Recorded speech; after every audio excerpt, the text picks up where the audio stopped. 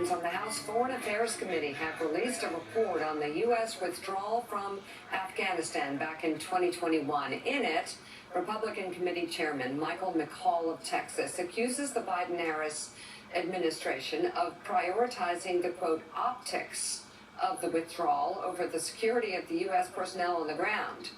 However, Democratic Congressman Gregory Meeks of New York, the ranking member on that committee, released the committee's minority report on the investigation. He notes, in part, that, quote, the Republican majority has taken particular pains to avoid facts involving former President Trump, including his committing the United States to a full date-specific withdrawal in a deal he negotiated with the Taliban.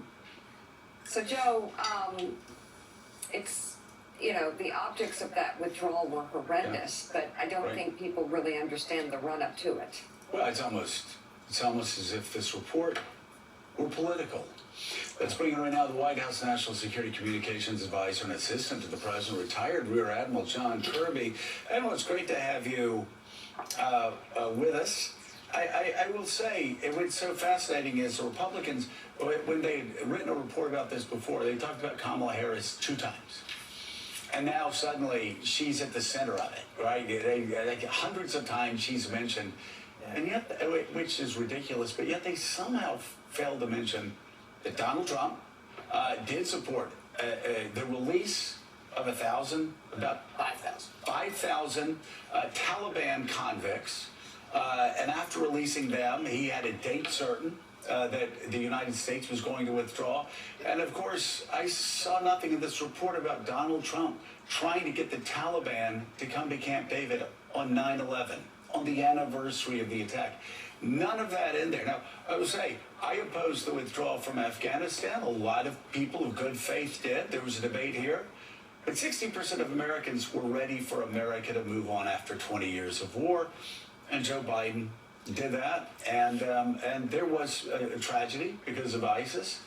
But how do you respond to this report? Well, the other thing that's not in the report is that in October of 2020, President Trump ordered the military to do a hasty withdrawal. He wanted all the troops out by Christmas of that year, right. Christmas of 2020, 2 months hence. So there was no significant plan here for doing the withdrawal in a thoughtful, considerate way. Look, President Biden came into office, the Taliban was at the strongest point they'd ever been in years. The Afghan government was at the weakest level that it had been in years because the Afghan government had been ignored in this Doha agreement. They weren't even part of that discussion. And underlying that, Donald Trump undermined the Afghanistan government. He cut them completely out of the negotiations. He just worked with the Taliban. Cut them out. To the degree where the former Central Command Commander, General McKenzie, testified that there was a really pernicious effect of this Doha agreement, this withdrawal agreement that Mr. Trump put in place on the Afghan National Security Forces as well as the Afghan government. So when the president came into office, this is what he inherited. So he had 2 choices. Either blow up the deal, go back into war with the Taliban, which meant thousands and thousands of more troops in Afghanistan and keep the war going, or observe the deal, and the president was able to extend it. Instead of May 2021, which is what Mr. Trump negotiated, he was able to extend it into the late summer for the withdrawal to give us more time to do it, and then get us out of that war and end that war.